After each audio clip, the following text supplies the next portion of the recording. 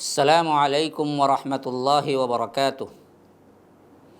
بسم اللہ الرحمن الرحیم، الصلاۃ والسلام علی اشرف الانبیاء والمرسلین نبینا محمد وعلی آلہ وصحبہ اجمعین وعلی من تبعہم باحسان الی یوم الدین وبعد۔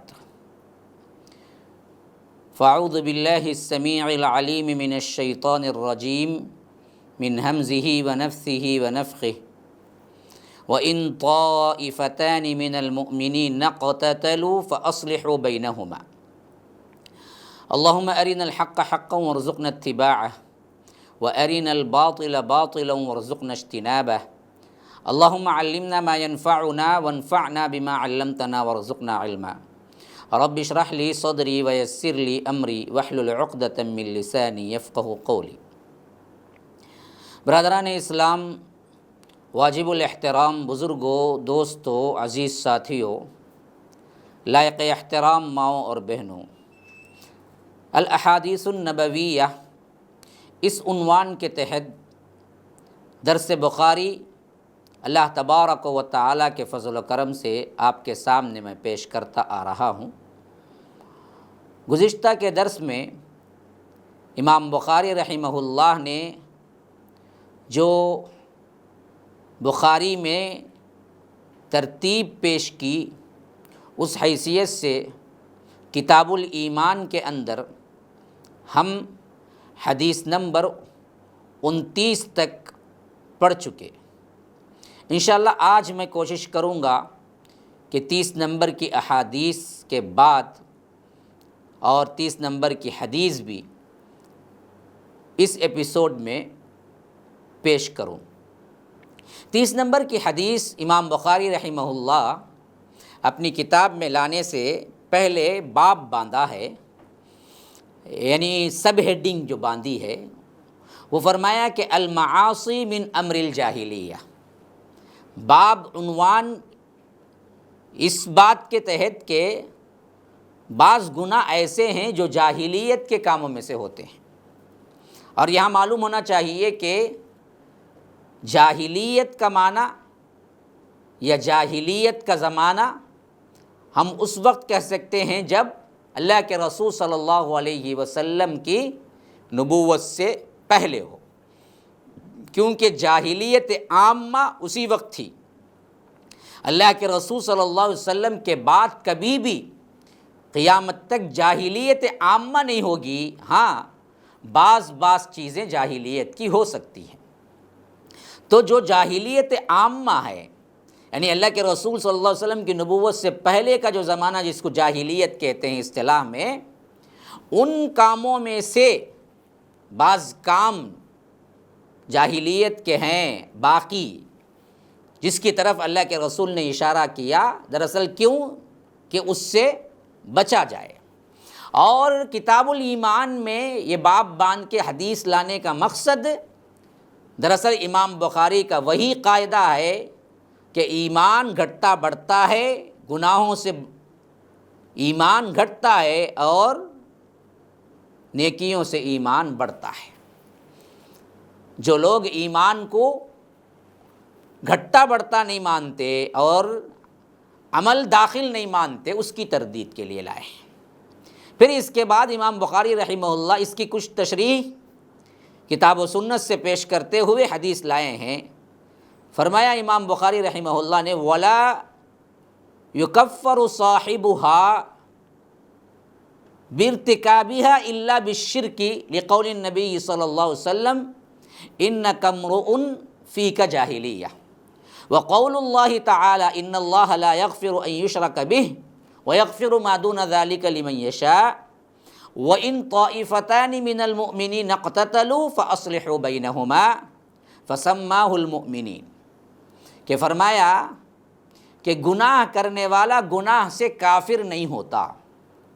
یعنی یہ دراصل کیا ہے، اس دور کے لحاظ سے خوارج کی تردید میں لائے ہیں کہ جو بدبختوں نے یہ عقیدہ بنا لیا تھا بڑے گناہوں سے انسان کافر ہو جاتا ہے، تو امام بخاری رحمہ اللہ نے باب باندھ کر کہ جاہلیت کے کام ہیں، گناہ کے کام ہیں، اللہ کے رسول نے صاف کہا، لیکن پھر بھی ان کو کافر نہیں کہا، وہ مسلمان رہے تو بڑے گناہوں سے انسان کافر نہیں ہوتا سوائے شرک سے۔ یہ سمجھانے کے لیے فرماتے ہیں کہ گناہ کرنے والا گناہ سے کافر نہیں ہوتا مگر صرف شرک سے، کیونکہ اللہ کے رسول صلی اللہ علیہ وسلم نے حضرت ابو ذر سے فرمایا تو ایسا آدمی ہے جس میں جاہلیت کی بو آتی ہے، یعنی تیرے اندر ایک کام ایسا ہوئے جو جاہلیت کا کام ہے۔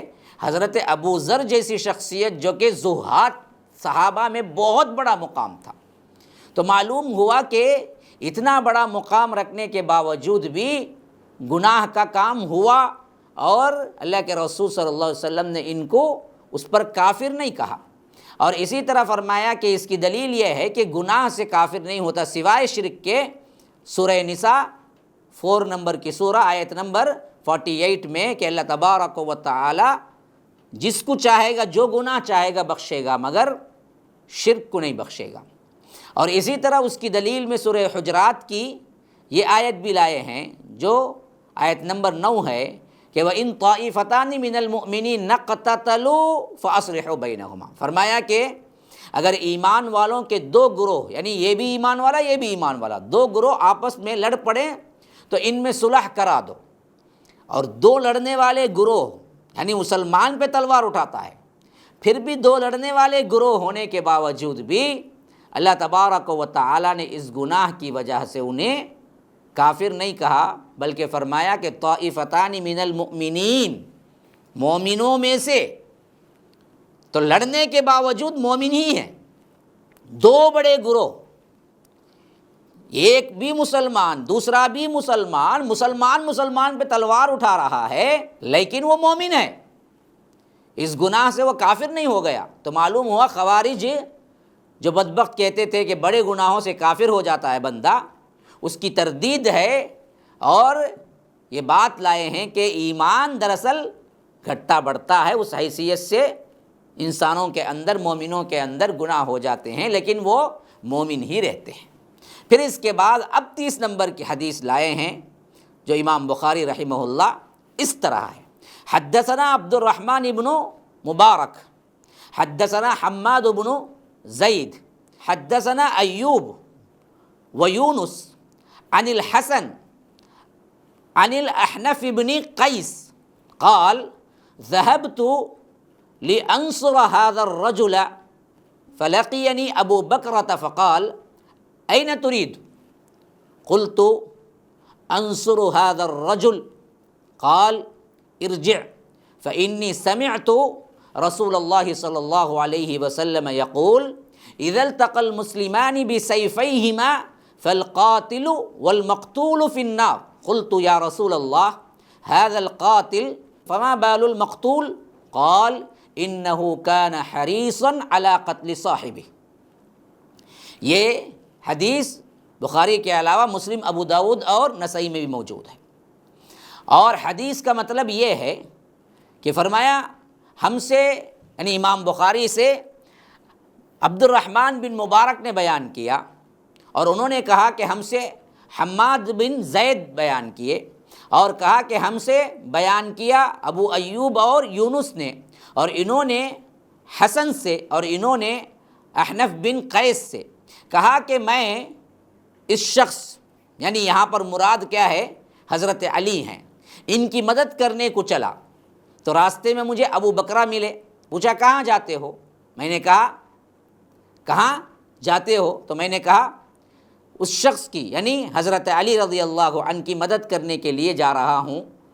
ابو بکرہ نے کہا کہ اپنے گھر کو لوٹ جاؤ واپس، میں نے اللہ کے رسول صلی اللہ علیہ وسلم سے سنا ہے آپ فرماتے تھے جب دو مسلمان اپنی اپنی تلواریں لے کر لڑائی میں بھڑ جائیں تو قاتل اور مقتول دونوں دوزخی ہے۔ میں نے عرض کیا یا رسول اللہ، قاتل تو خیر ضرور دوزخی ہونا چاہیے، لیکن مقتول جو مارا گیا اس کا کیا قصور؟ فرمایا کہ وہ بھی اپنے ساتھی کو مار ڈالنے کی حرص رکھتا تھا، یعنی موقع ملتا تو وہ قتل کر دیتا، لیکن جس کو موقع ملا اس نے اسے قتل کر دیا۔ اس واسطے قاتل اور مقتول دونوں جہنم میں گئے۔ تو یہاں پر دراصل بہت اہم ترین ایک اصول بتلایا گیا ہے جس کو سمجھنا چاہیے. خاص طور پر اس بات کا مقصد جو اس حدیث میں امام بخاری بیان کرنا چاہتے ہیں، پہلی بات یہ ہے کہ خوارج اور معتزلہ کی تردید کیا ہے کہ کبیرہ گناہوں سے انسان کافر ہوتا ہے، نہیں ہوتا سوائے شرک کے. اچھا، دوسری بات اب دیکھیے، اخنف بن قیس جو جنگ جمل میں حضرت علی رضی اللہ عنہ کے ساتھ تھے، مددگاروں میں تھے، تو وہ جب جا رہے تھے تو ان کے درمیان حضرت ابو بکرہ سے ملاقات ہوئی. وہ بھی صحابی، یہ بھی صحابی. اور ادھر جنگ جمل میں حضرت عائشہ اور حضرت علی سے لڑائی ہوئی. ایک طرف حضرت عائشہ کا لشکر تھا رضی اللہ عنہا، اور ایک طرف حضرت علی رضی اللہ عنہ کا لشکر. اور اس لشکر میں ہیلپ کرنے کے لیے، مدد کرنے کے لیے جانے والے جو صحابی تھے وہ اخنف بن قیس تھے جو جنگ جمل میں جا رہے تھے. راستے میں کون ملے؟ حضرت ابو بکرہ ملے اور پوچھا کہ کہاں جا رہے ہو؟ تو انہوں نے دراصل کہا کہ میں حضرت علی کی مدد کے لیے جا رہا ہوں. تو اس وقت حضرت ابو بکرہ نے ان کو یہ حدیث سنائی جو اللہ کے رسول صلی اللہ علیہ وسلم سے انہوں نے سن لیا تھا. انہوں نے کہا کہ میں نے یہ حدیث سنی کہ اذا التقى المسلمان بسیفیہما، کہ دو مسلمان جب آپس میں دراصل لڑائی کے لیے میدان میں اتر پڑے، ایک دوسرے کو قتل کرنے کے لیے تلوار نکال لیں، فالقاتل والمقتول فی النار، قاتل اور مقتول دونوں جہنم میں. تو پوچھا گیا قاتل تو جہنم میں جائے گا کیونکہ اس نے قتل جیسا جرم کیا ہے، لیکن یہ مقتول کو کیوں جہنم میں بھیجا جائے گا؟ تو اللہ کے رسول صلی اللہ علیہ وسلم نے فرمایا کہ انہ کان حریصا علی قتل صاحبہ، دراصل وہ بھی اپنی نیت ارادے میں یہی تھا کہ موقع ملے تو اس کو مار دے. تو یہاں پر سب سے پہلی بات جو معلوم ہوئی وہ یہ کہ نیت کی معافی جو ہے، یعنی دل میں خیالات اور وسوسے جو آتے ہیں ان کو اللہ نے معاف کر دیا. جب تک وہ کام نہیں کرتے تب تک ان پر چارج نہیں لکھا جاتا، گناہ نہیں لکھا جاتا. تو اس حدیث میں معلوم ہوا ان پر بھی گناہ لکھا جاتا ہے. تو اس میں محدثین شارحین نے کیا بتایا؟ یہ بتایا ہے کہ خالی جو وسوسے گزر جاتے ہیں ان پر گناہ نہیں لکھا جاتا، لیکن جو وسوسہ نیت بن جاتا ہے اور اس میں وہ عمل میں بھی اتر جاتا ہے تو تب اس کے لیے اس کا گناہ لکھا جائے گا. ایک ہے خالی خلی ارادہ، بس ایسا پاس ہوا، اس کے لیے گناہ نہیں ہے. لیکن وہ ارادہ پاس ہونے کے بعد پختہ بن گیا اور اس کو کرنے کا ارادہ کر لیا، تو یاد رکھو وہ ارادہ جو کر لیا اس پر اسے گناہ لکھا جاتا ہے. یاد رکھیے. مثلا کسی شخص نے کیا کیا، نائٹ شو جائیں گے رات پکچر کو، ایسا ارادہ آیا، نہیں بھائی نہیں جانا، اللہ تبارک و تعالیٰ کی نافرمانی ہے، رک گیا، تو اس پر کوئی مواخذہ نہیں ہے. لیکن کوئی اس کے لیے ٹکٹ بھی خرید لیا، سواری پہ سوار بھی ہو گیا، بائک وغیرہ پہ، اب جا رہا ہے، فوراً کال آئی بیوی کے پاس سے، ارے بچہ گر گیا جی جلدی آؤ. اب وہ ارادہ ترک کر کے واپس گھر کو آ گیا تو یاد رکھو اس پر گناہ لکھا جائے گا، کیونکہ وہ دراصل موقع نہیں پایا، اس واسطے نہیں کیا، موقع پاتا تو کر لیتا. یہی اللہ کے رسول صلی اللہ علیہ وسلم اس حدیث میں بتا رہے ہیں کہ دو مسلمان آپس میں لڑنے کے لیے تلوار نکالے اور مارنے والا مرنے والا دونوں جہنم. پوچھا گیا جو مارنے والا تھا وہ تو جہنم گیا، لیکن جو مرا اسے کیوں جہنم؟ تو اللہ کے رسول نے فرمایا کہ کان حریصا علی قتل صاحبی، کہ اصل میں مسئلہ یہ تھا کہ اس کو موقع نہیں ملا، بس موقع ملتا تو وہ اس کو قتل کر دیتا. تو ارادہ اس کا پکا تھا. تو جو پکا ارادہ کر کے عمل میں اتر جاتا ہے تو پھر تو گناہ اس میں لکھا جاتا ہے. جو ایسے ہی وسوسے آتے ہیں اور اس پر وہ پکا ارادہ کر کے عمل میں نہیں اترتا وہ گناہ معاف ہے. اچھا ایک بات تو وہ سمجھ میں آ گئی. اب دوسری بات جو ہے نا یہ بہت اہم ہے، وہ یہ بات کہ حضرت ابو بکرہ نے جب یہ حدیث سنائی، وہ حدیث اصل میں معاملہ کیا تھا؟ معاملہ یہ تھا کہ کوئی ناانصافی پر، ظلم پر، ایک دوسرے کو قتل کرنے پر جو دو مسلمان تلوار نکالتے ہیں ان پر یہ حدیث ہے کہ دونوں جہنم میں۔ تو اسی واسطے حافظ ابن حجر عسقلانی رحمہ اللہ فرماتے ہیں کہ ابو بکرہ نے اس حدیث کو مطلق رکھ دیا، یعنی جو کوئی بھی دو مسلمان لڑتے ہیں ان کی نیتیں کیا ہوں یہ پتہ نہیں، جو بھی لڑتے ہیں وہ جائیں گے جہنم میں۔ تو انہوں نے کیا کیا، اخنف بن قیس کو سنا دیا۔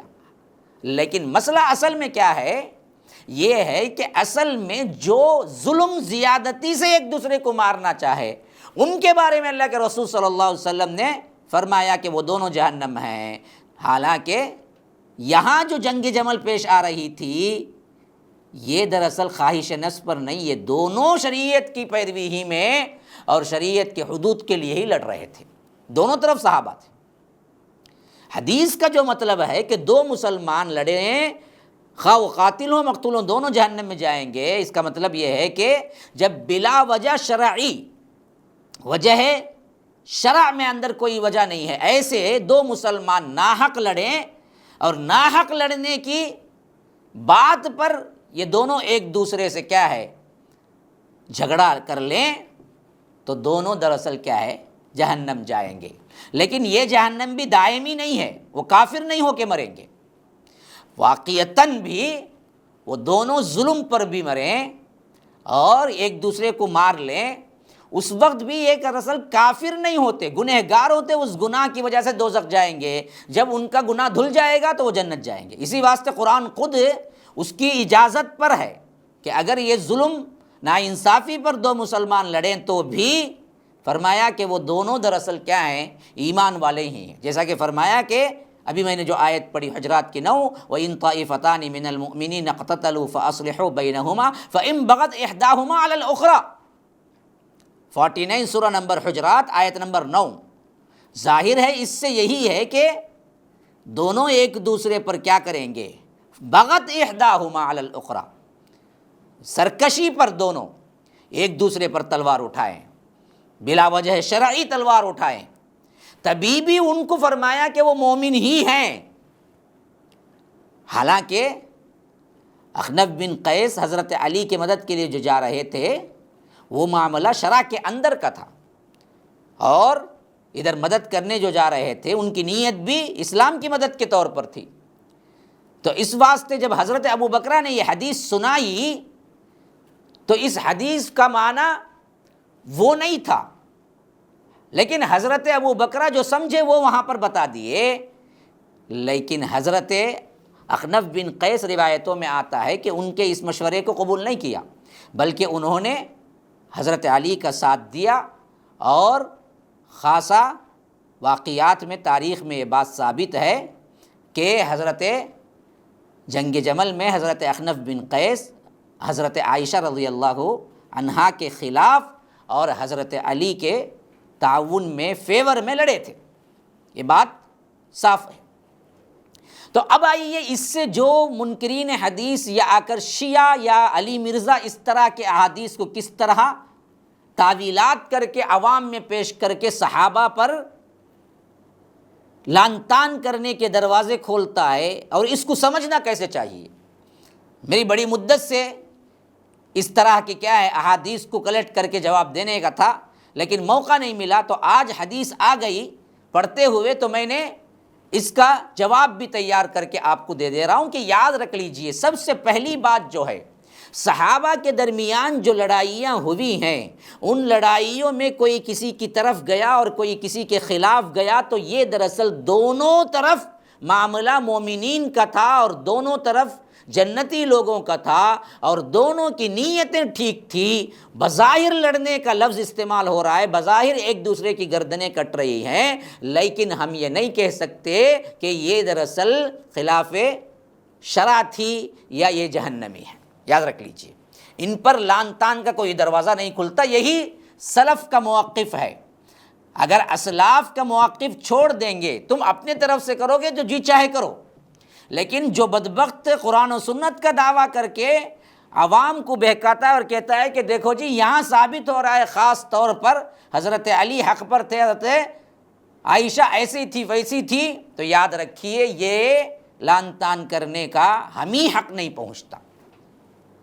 دوسری بات جو سب سے اہم ترین ہے وہ کیا ہے؟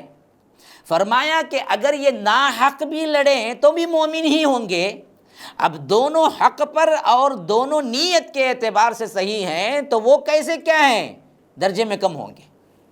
قرآن اور حدیث ثابت ہے، قرآن اور حدیث سے ثابت ہے کہ دونوں ناحق پر تلوار اٹھائیں، تبھی بھی اللہ ان کو مومن کہا، اور حدیث میں الفاظ آئے ان کے لیے مومن ہی کے۔ تو اب دراصل جو حق پر لڑے، نیتیں صاف تھی، تو ان پر آپ کیسے ان پر الزام لگا سکتے ہیں کہ یہ ایک حق پر تھا، دوسرا کیا ہے، ناحق پہ تھا، اور اس کو فلاں فلاں وعیدیں ہیں اس حدیث کے مطابق؟ تو یاد رکھیے یہ حدیث ان پر اطلاق ہوتی ہی نہیں۔ اور تیسرا جو سب سے اہم ترین جو اصول ہے وہ کیا ہے؟ ان لڑائیوں کے بعد اسلاف میں کتنے لوگ آئے، بڑے بڑے امام، بڑے بڑے کیا ہیں کتاب و سنت کو سمجھنے والے، سب نے اس پر اتفاق کر لیا کہ دیکھو یہ صحابہ کی جو لڑائیاں ہوئی ہیں، یہ لڑائیاں ان کے درمیان ہوئی ہیں، لیکن ہم ان پر کوئی نتیجہ نہیں بول سکتے، ہم ان پر زبان نہیں کھول سکتے، ہم ان پر ہاتھ نہیں اٹھا سکتے، ہم ان پر طعن نہیں کر سکتے، بلکہ صحابہ کے ان معاملات میں ہم کو زبان بند رکھنا چاہیے۔ یہی سلف کا منہج ہے۔ اب اس پر زبان کھول کے کوئی ایک فریق کو بڑا چڑھا کر اور ایک فریق کو کم کر کے دوزخی بناتا ہے، تو اللہ کی قسم ان کے کہنے پر تو وہ لوگ دوزخی ہرگز نہیں بنیں گے، لیکن یہ بدبخت صحابہ کو دوزخی بنا کر خود تو ضرور بھی ضرور دوزخ کی ٹکٹ لیتا ہے۔ یہ علی مرزا اگر وہ لگاتا ہے بدنیتی کے ساتھ الزام اور عوام میں صحابہ کی جو عزت ہے، جو شان ہے، گھٹانے کے لیے ایسی روایتیں پیش کر کے بخاری میں ہے کہ حوالہ دیتا ہے، تو ان پر تو کوئی نہیں، ان پر تو اللہ نے صاف لکھ دیا کہ رضی اللہ عنہم ورضوا عنہ، کہ ہم راضی اور یہ راضی، لیکن یہ علی مرزا اپنے لیے جہنم کی ٹکٹ خریدتا ہے کہ یہ تو کیا ہے، صحابہ پر لان تان کرنے کی وجہ سے جائے گا ضرور جہنم میں، اور خفیہ شیعوں کے ساتھ ساز باز کر کے سنیت کا لبادہ اوڑھ کے جس طرح یہ تبلیغ کر رہا ہے، اس کی پاداش میں انہی کے ساتھ، شیعوں کے ساتھ یہ بھی جائے گا جہنم میں۔ یہ بات سمجھ لیجیے۔ تو اس حیثیت سے یہ جو روایت آئی ہے، یہ روایت کے اندر ہمیں جو بتایا گیا ہے وہ لڑائی سے رکو۔ اس روایت میں یہ نہیں بتایا گیا کہ صحابہ پر لعن طعن کرو۔ یہ واقعہ اس واسطے امام بخاری نہیں لائے ہیں کہ یہ پڑھ کے کیا کرو، حضرت عائشہ پر تہمتیں لگاؤ اور حضرت علی کو بڑا چڑھا کر پیش کرو۔ حضرت امام بخاری جب لائے ہیں تو اوپر آپ باب دیکھ لیجئے کہ گناہ دراصل بعض جاہلیت کے گناہ اسلام آنے کے بعد بھی باقی ہو جاتے ہیں، باقی رہ جاتے ہیں، مسلمان کوئی کرتا ہے اور وہ کرتا ہے تو بھی کافر نہیں ہوتا، الٹا ان کے خلاف یہ دلیل لائے ہیں۔ باب حدیث لانے کے باوجود بھی باب سے اگر مطابقت کر کے دیکھ لیں تو جو بدبخت ان لڑائیوں کی وجہ سے کافر اور صحابہ کو بددیانت اور لڑائی جھگڑا کرنے والے یا دنیا پرست جو کہہ رہے ہیں ان کے خلاف لائے ہیں باب میں، تو ایسے کام کبھی مسلمانوں سے ہو جاتے ہیں، ان کی وجہ سے یہ کافر نہیں ہوتے۔ اب باب سے ریلیٹڈ بات کو نکال کر توڑ مروڑ کے عوام کو پیش کر کے دیکھو بھائی صحابہ نے کس طرح کام کیا، کس طرح ایک دوسرے سے لڑ لیے، حدیث سامنے سنانے کے باوجود بھی کیسے جا کر پھر اخنف بن قیس جا کے حضرت علی سے مدد کیے، فلاں فلاں جو باتیں نکال کے صحابہ کے شان گھٹانے کی کوشش کرتے ہیں، تو یاد رکھیے یہ بات امام بخاری اس حدیث سے یہ کہنا ہی نہیں چاہتے، ان کا یہ عقیدہ ہی نہیں۔ تو بخاری کی حدیث چھینک لینے سے بات نہیں بنے گی۔ بخاری کی حدیث کو کیسے سمجھنا چاہیے اور امام بخاری کیوں لائے، تب دراصل بات صحیح سمجھ آئے گی۔ اللہ تبارک و تعالی ہمیں صحیح سمجھ دے جو کتاب و سنت اور منہج سلف کے ساتھ ہمیں آئی ہو، وہ سمجھ عطا کرے۔ جو اس جیسے بدبخت ترین لوگ جو صحابہ کی شان گھٹاتے ہیں اور ان کے عقلوں میں جو خناس بھرا ہوا ہے صحابہ کے سلسلے میں، یہ بغض والی جو باتیں کرتے ہیں، ان کی سمجھ کے مطابق ہمیں حدیث کو نہیں سمجھنا ہے، خواہ وہ امام بخاری کیوں نہ لائے ہو۔ تو جیسے قرآن کے کانٹیکسٹ الگ الگ ٹکڑے نکال کر ہم کوئی بھی حکم نکال، حتیٰ کہ شراب پینے کا بھی حکم نکال لے سکتے، ویسے ہی احادیث کو بھی کانٹیکسٹ سے الگ کر کے جو چاہے معنی پہنانا چاہے پہنا سکتا ہے، خواہ وہ بخاری کی بھی ہوں۔ تو اس واسطے یہ علی مرزا کے یہ قول میں نہ آئیں کہ ہم ہیں کتابی، وہ ہیں بابی، وہ بابی، ہم تو کتابی، وہ بابی سنی سنائی، ہم تو کیا ہیں جی علمی کتابی، بے وقوف کو نہ علم معلوم نہ کتاب معلوم، لیکن کہتا ہے ہم ہیں علمی کتابی۔ تو یاد رکھیے اس کے ان میٹھے میٹھے جملوں میں نہ آئیں۔ میٹھے میٹھے جملے ہی دراصل ان صوفیہ کو بھی برباد کیا، ان شیعوں کو بھی برباد کیا، آج کی برائیوں کے لیے بھی دروازے کھلتے ہیں۔ برائی کو برائی کا نام نہیں دیتے، ہاں زناکاری کو، بے حیائی کو، فحش کو جب یہ لوگ آرٹ کا نام دیے اور آرٹ کی شکل میں ننگا پن کا اظہار کیا تو لوگ بھی آرٹ آرٹ بول کے جا کے باقاعدہ علم حاصل، ڈانس بھی آرٹ ہے ان لوگوں کے پاس۔ تو ایسے یہ میٹھے جملوں سے اندر جو زہر بھرتا ہے، اس زہر کو جانے، ان کے جھوٹے مکار جملوں میں نہ آئیں۔ نہ یہ علمی ہے، نہ کتابی ہے، نہ یہ بابی چھوڑا ہے، نہ یہ سنی سنائی چھوڑا ہے۔ جن جن کو یہ بابا کہہ کے الگ کیا، ان بدبختوں نے جو مان کے اس کی پیروی کی، سب مل کے اس کو بابا بنا کے بیٹھے ہوئے ہیں۔ حالانکہ امام بخاری یہ حدیث سے یہ نہیں کہنا چاہتے، جو یہ انہی احادیث کو لے کر یہ دراصل عوام میں یہ چکمہ دیتا ہے کہ دیکھو جی بخاری میں حدیث ہے صحابہ کے خلاف، یہ دیکھو میں نہیں کہہ رہا ہوں۔ ارے بدبخت، تو کہاں سے سنا؟ تو خود کیوں سمجھا؟ امام بخاری جیسے سمجھا رہے ہیں، اسلاف نے اس کو کیسے سمجھا، اس کی شرح کیا لکھی ہوئی ہے، وہ پیش کر، خالی اپنے عقل کے گھوڑے مت دوڑا، صحابہ پہ لعن طعن نہ کر۔ یہ ہے اس حدیث کا خلاصہ۔ اللہ سمجھ کی توفیق عطا فرمائے، گمراہ فرقوں سے ہمیں بچائے، خاص کر جو ہمارے اعمال اور ہمارے عقیدے برباد کر دینے والے فتنے ہیں، جس میں ایک بہت بڑا فتنہ یہ ہے نیٹ کے اندر علی مرزا کا، اللہ تبارک و تعالی اس سے ہمیں بچائے۔ ھذا وباللہ التوفیق، صلی اللہ وسلم علی نبینا محمد۔ اسأل اللہ لی ولکم ولسائر المسلمین من کل ذنب فاستغفروہ انہ هو الغفور الرحیم۔ والسلام علیکم ورحمۃ اللہ وبرکاتہ۔